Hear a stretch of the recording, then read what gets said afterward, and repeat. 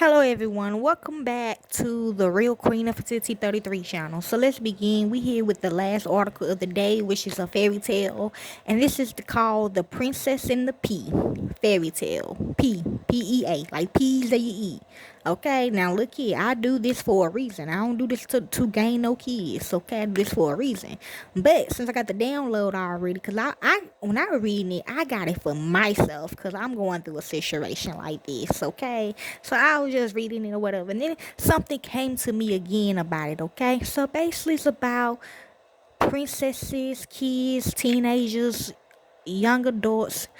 They are hiding something, right? Like I told y'all a long time ago, and they need a queen. That's in the story now. They queen, which is they mama, to help them out, okay, with a situation. But you gotta know how to talk to your kids. You gotta know how to be a queen, you know what I'm saying? To your kids, okay? Because they afraid for some reason. They afraid, even though I done told y'all to tell, okay? I told the parents to it's okay. Like, come on now. Okay, so let's begin. So, The Princess and the Pea is a literary fairy tale by Hans Christian Andersen about a princess who is tested to become the wife to a lonely prince. The tale was first published with three others by Andersen in a cheap booklet on May the 8th, 1835 in Copenhagen by C.A. Witzel. The tale is classified to the Arne Thompson Other Index at ATU 704, The Princess and the Pea. Okay, the story, the plot. The story tells of a prince who wants to marry a princess but is having difficulty finding a suitable wife. He meets many princesses but is never sure that they are real princesses until one stormy night when a mysterious young woman drenched with rain seeks shelter in the prince's castle. She claims to be a princess, but the prince's mother, the queen, has doubts. She decides to test their unexpected guest by placing a hard, uncooked pea in the bed she is offered for the night, covered by flinty mattresses and flinty feather beds. Feather beds.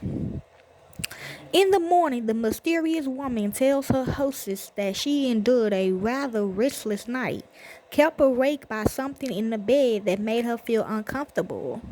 The princess family realized that she is a princess after all, since only a true princess could be so delicate. Okay? The prince and the princesses are happily married, and the story ends with the pea being placed in a museum where it might still remain. Okay? Scary shit, ain't that? Okay.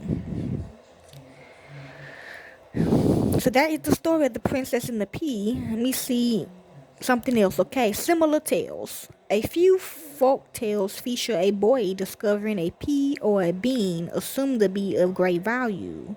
After the boy enters a castle and is given a bed of straw for the night, he tosses and turns in his sleep, attempting to guard his treasure. Some observers are persuaded that the boy is restless because he is unaccustomed to sleeping on straw and is therefore aristocratic blood, okay? Talking about my ex-husband.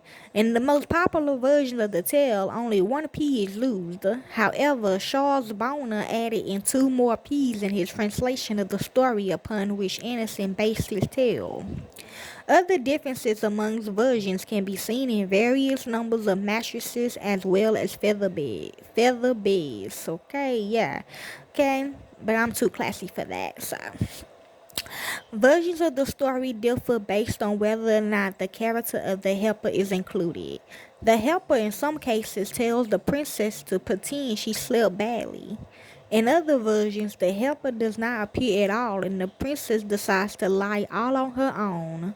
A similar fairy tale, The Pea Test, which is Die Espo which included by the Brothers Grimm in 1843 in number 182 in the fifth edition of the collection. Children and Household Tales were removed from subsequent editions. And it's also a board game. Princess and the Pea is a children's board game loosely based on The Princess and the Pea, an 1835 fairy tale by Hans Christian Andersen, in which each player tries to build the highest stack of mattresses before reaching the final space on the board. It was first published by Winning Moves Game USA in 2003 and was republished in 2008, but is no longer in production. Each player moves their bed across the board and tries to build the tallest bed by stacking their mattresses as high as possible. You about to be. Anyways, basically, talk to your kids, okay? And kids, talk to your parents, okay? But I ain't gonna tell you what I feel mine is, okay? But anyway, hope y'all enjoy. Peace. Yes.